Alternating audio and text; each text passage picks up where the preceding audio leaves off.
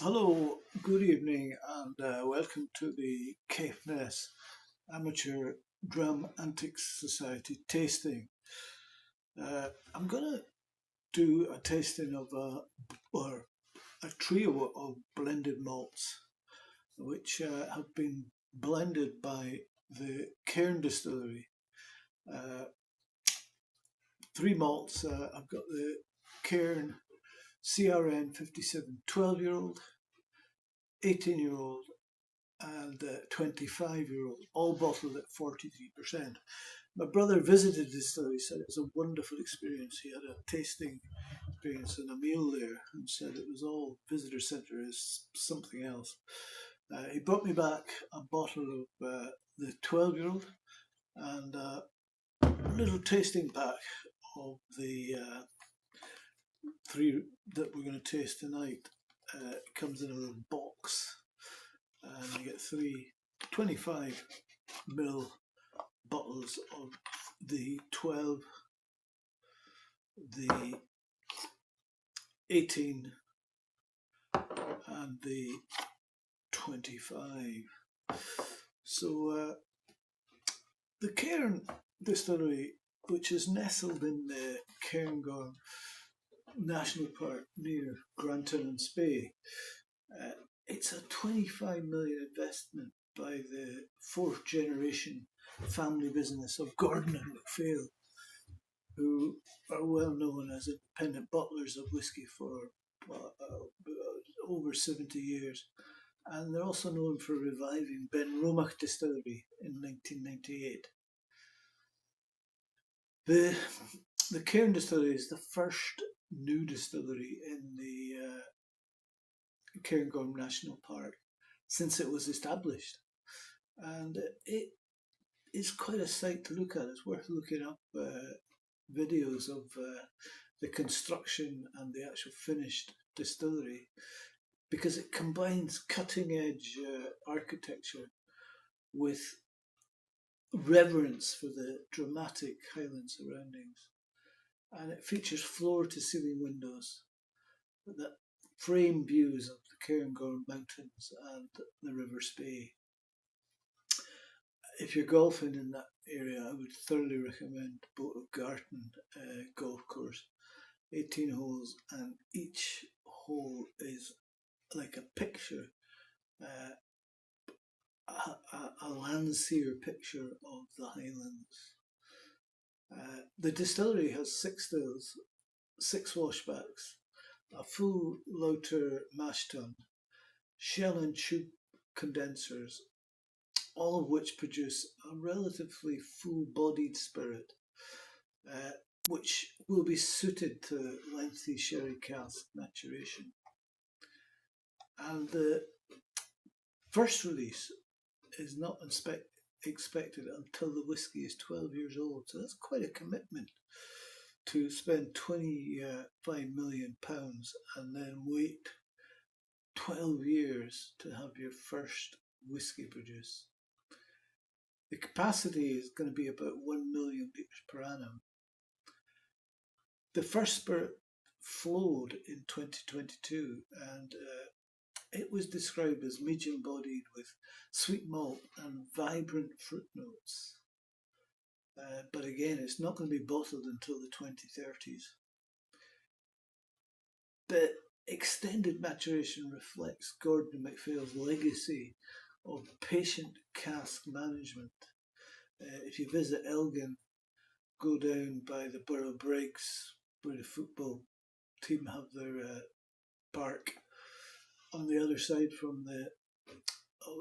the road from the football park is Gordon MacPhail's warehouses, and they're extensive. The initial fills from the cairn will be stored off-site, probably in that warehouses, possibly at Benromach. As their own single malts won't be released for years and decades, they've instead released a series of blended malts called CRN 57. which is named for the 57th parallel latitude that the distillery sits at. And these are to preview the distillery's future single malt character and have expressions aged from 12 to 70 years old. So before delving into the review of these releases, it's essential to discuss the concept of a preview whisky. It isn't new. Other distilleries have employed similar strategies. For example, Rassie's While We Wait, which combined peated and unpeated single malts from Loch Lomond. The use of blended malts sourced from various distilleries to provide a glimpse into future single malts, especially those that may be released in 10 to 70 years, does raise intriguing questions about flavour reliability and maturation processes. Blended malts consist solely of malt whiskies from different distilleries, no grain, which allows for a creative fusion of flavours that can hint at the potential characteristics of upcoming single malt expressions. However, beyond serving as a reliable preview of what the distillery's future products might taste like, it's an academic exercise largely. It illustrates the style and flavour profile that the distillery aims to produce down the line. Yet, the likelihood that expressions released in a decade or more will closely resemble those previews is questionable, particularly with older age statements. I've never, and I suspect very few people have ever had the opportunity to taste a 70-year-old whisky from the Cairn, and probably, unless science changes, will never. So imagine being a younger whisky enthusiast who manages to secure a bottle of the Cairn CRN 57 70-year-old when their own distillery 70-year-old is finally released after 7 decades of bottle aging. The original vision for that whisky would have likely shifted significantly, especially with potentially 2 new generations taking over leadership at the distillery, each with their evolving goals. So ultimately, while it's important not to overestimate the accuracy of these preview blends in predicting what will be delivered decades from now, they should be viewed as an indication of the distillery's aspirations and as marketing tools, hopefully effective ones, to fill the gap while we wait for their whisky to become of age, utilising their owners' extensive stocks of whiskies.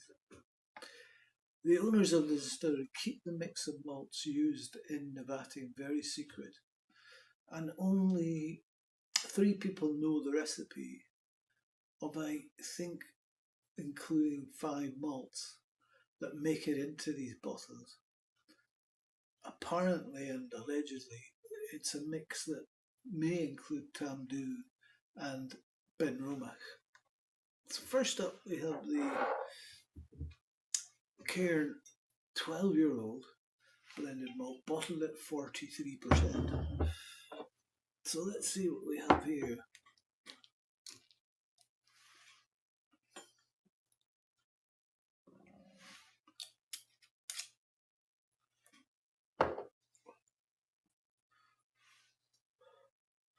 And it's a nice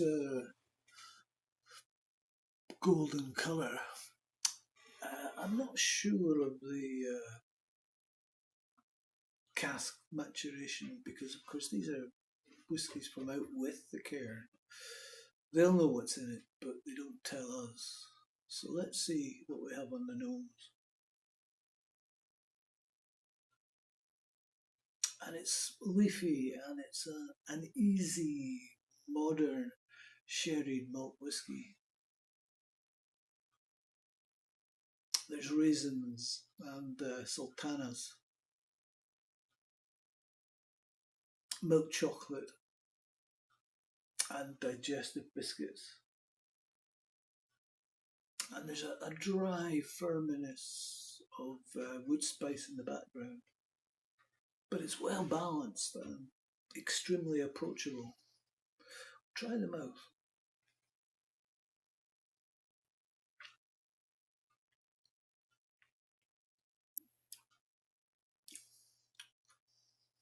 And again, there's this feeling of elegant dark fruits, chocolate, with a backbone of slightly spicier aspects that feel a bit more wood derived. I think the 43% works very well.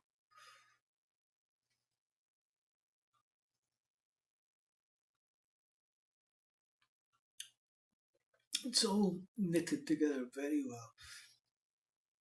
The overall result, it's rather simple and direct, which I think is the intention.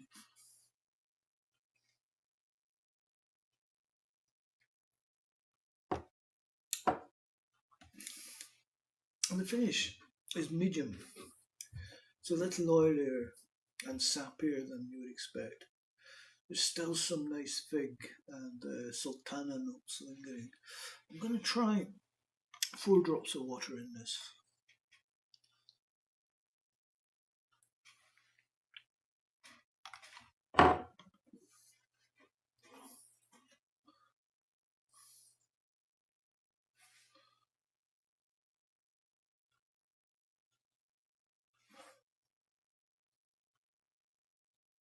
And it becomes fruitier. You get red apples, cinnamon, and cloves, orange marmalade, and roasted walnuts. Try them out.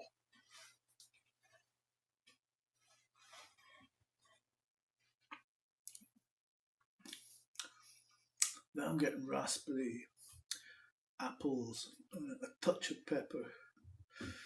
It's quite sweet and spicy, and you do get that tangy chocolate orange.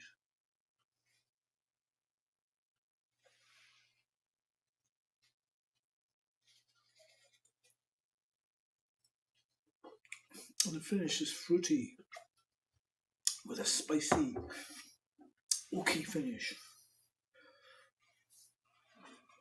So it's the Cairn 57 12-year-old. It's quite a simple whiskey. It's an easy drinker for anyone who likes easy, clean, sherried malt whiskey. I'm going to cleanse my palate and for something a little different. This is Whiskey Fresh, made for the Spirits Embassy by, well, it's been flavoured with Don't Farkless 8-year-old.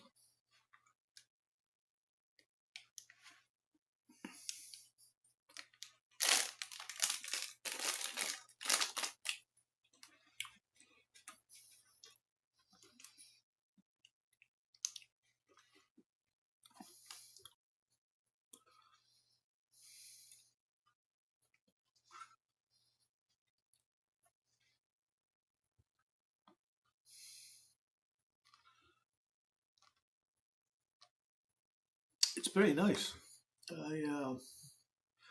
Not getting a little whiskey from it, but it's still very nice.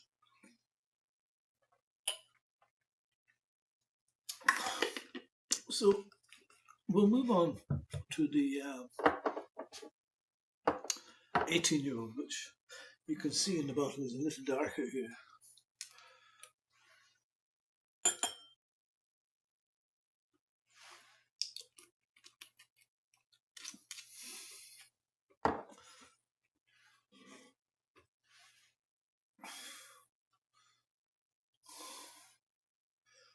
Yeah, it's considerably darker. Try the nose.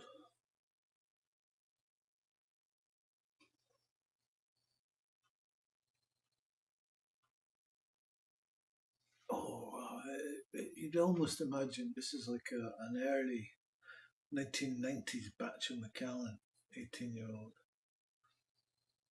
It's got a really surprisingly old school quality about it. It's full of plummy sherry, soft waxy notes, herbal teas, and quite a lot of malty earthiness. Damp tobaccos, dark chocolate, and heather honey. It's hard to imagine that anyone could fail to be charmed by this. There's something dirty on the nose that immediately captivates me. Leather, tobacco leaves, a bit of wood smoke, dark fruit, cafe noir biscuits. And is that Pete? You somehow doubt it, but Benromach, and I can't shake the impression of Pete. Try them out.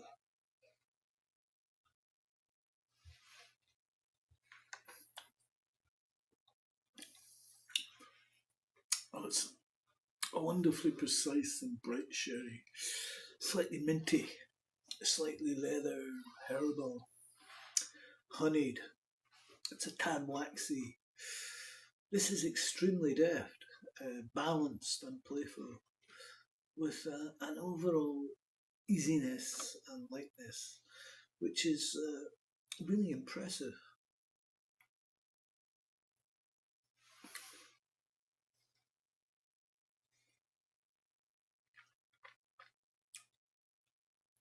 And it goes on with some notes of aged calvados and eucalyptus, and in time becomes increasingly mentholated and even shows a little bit of ranch seal.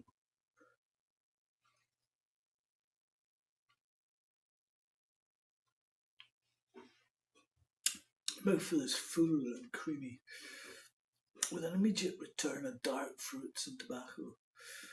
There's something old school about this that you can't quite put your finger on, but which I really like. It's nicely spicy too. And again, there's definitely some peat involved here, I think.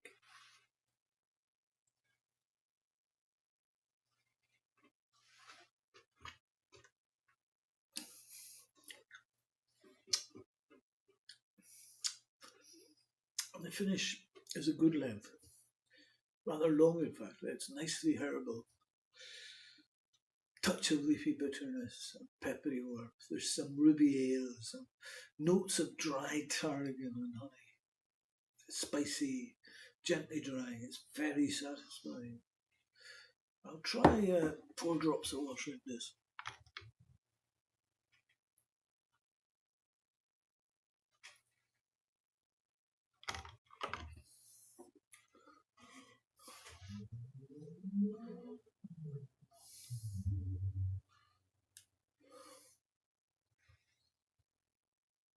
And now you get boot leather, polished wood, and raisins, roasted chestnut, dark brown sugar, which leans into molasses, vegetable dates, ginger cake, and caramel milk chocolate bar. And then the fruit, the caramelized red apples and pears, soft brown sugar, an iced cinnamon bun, and subtle cumin spice. And there's some cherry jam and dried lime too. Try them out.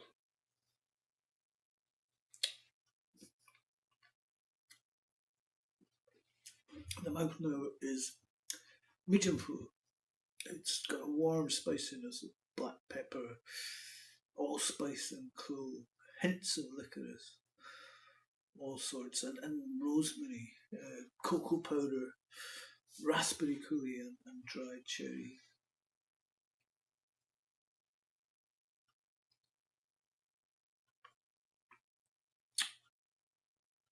rye crackers and a hint of coarse Ardennes patty. It's sweet and fruity, apple and blackberry pie, and vanilla custard with caramel sauce.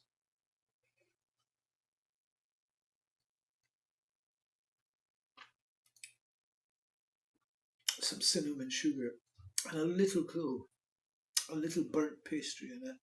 There's a hint of sulphur in the backbone. Dried dates and figs too.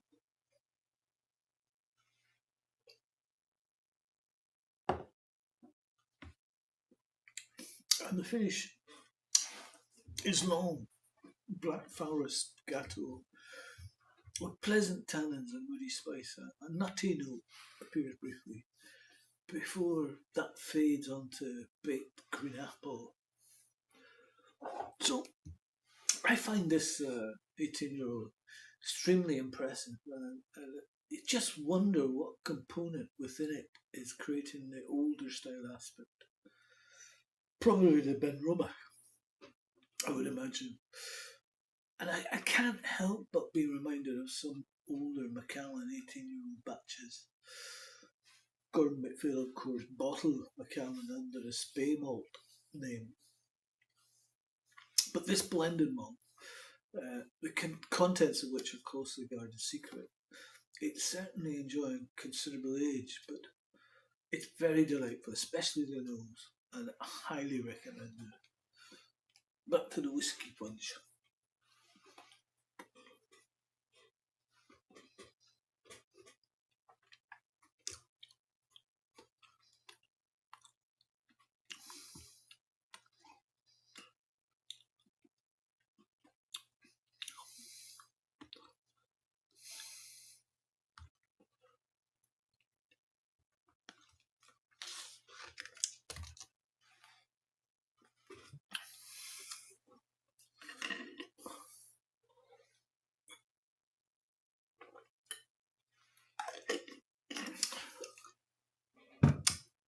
So last up we have the 25-year-old.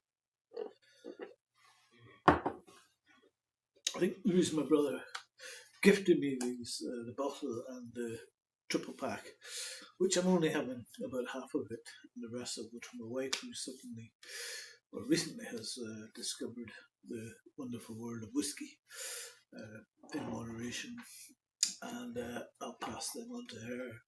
Be interested to see what she thinks. She's an Elgin lassie. So the reason he gave me these is because I cut his grass for him, which is a privilege and a pleasure. He's got 2 houses. I only do them at one house. Don't know why he won't let me do the other one, but anyway. So this is the Cairn 57 25-year-old, 43%. And again, it's possibly just a little lighter than the 18-year-old.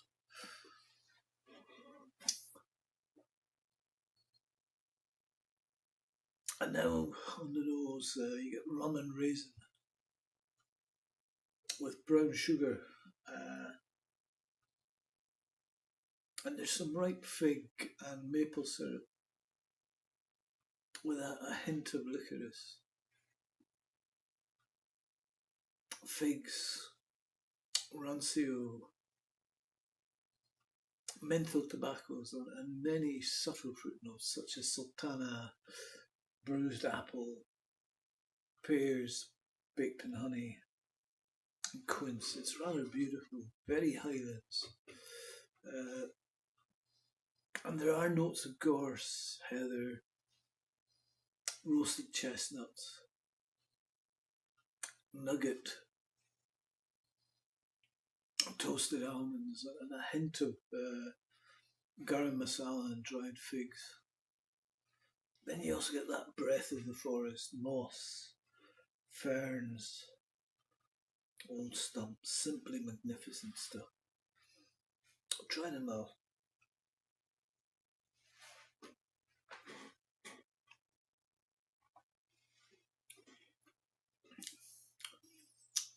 Now you get raspberry and pistachio nut with apple and tangy orange peel. And there's a burst of ash and old spice with a kick of black pepper and jalapeno.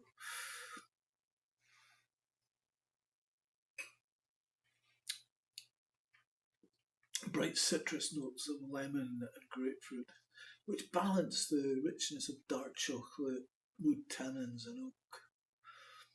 You get nuttiness, roasted hazelnuts and macadamia, blood orange marmalade, with hints of quince and tropical tops to bring in a touch of sweetness.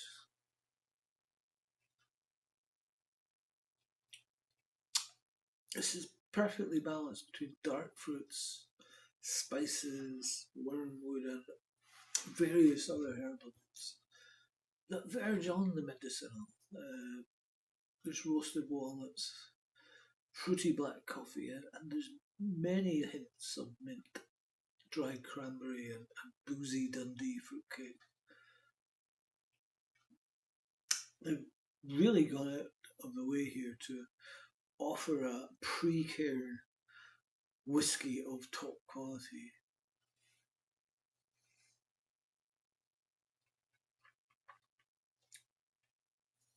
It's like wonderful old Cointreau, salty touches, thyme, honey, amaretti, and walnuts. It just almost feels like a blend of just two highly complementary single malts. And I swear there's some Benromach in here. But that's just my guess, I think. It's really a profile of whisky that belongs more to the 1970s or 1960s than it does to the present day.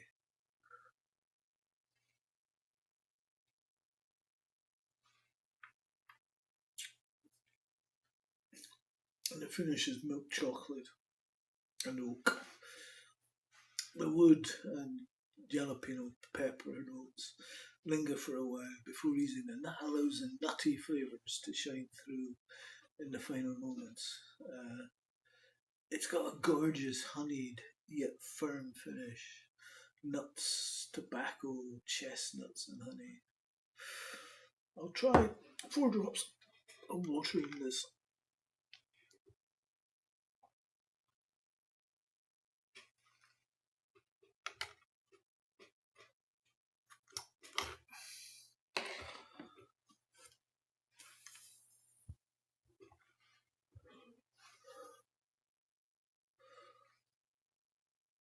And with water, you get sweeter notes, primarily brown sugar, but accompanied by hints of dusty shelves and an old leather armchair, and a touch of cinnamon, marzipan, tangerine, and generally boozy, dark, fruity vibes. And there's touches of aniseed and camphor.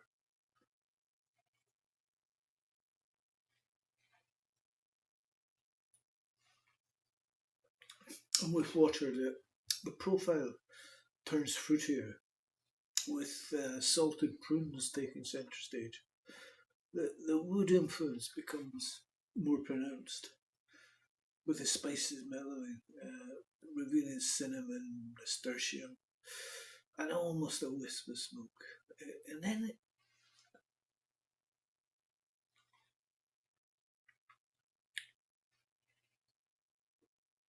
it goes up a notch further. There's a wonderful mix of peppery waxes, dried mint, tea tree oils, and slightly umami notes such as anchovy paste, black olive, truffle, and dried citrus peels, and some superbly earthy aged teas.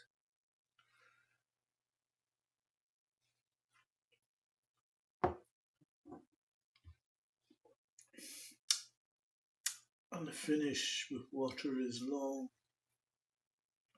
on bitter dark chocolate and mint tea, eucalyptus, rancio, and toasted walnuts. This is a surprising whisky. Neat, it initially presents itself rather like a cognac, with prominent wood and nutty notes that are very appealing. The palate carries a bit too much spice, undiluted, but just a few drops of water transform this, revealing hints of an ex-Islay peated cask with salt and a touch of smoke making an appearance. It doesn't really compute to my expectation of modern whisky making and modern sherry casks, I would say. You wonder if they put some very old, low ABV sherry casks in the mix. And probably only, Gordon MacPhail can produce this kind of profile in this day and age, I would guess. It's extremely impressive. And what's striking is that all three of these 43% ABVs seem to be at the perfect drinking strength. I'm not convinced 46 or 50 would have been better. I would say these blended malts are amongst the best of this genre I've tasted. And it does whet my tongue for what is to come in a decade or so from the Cairn Distillery. Thank you for listening.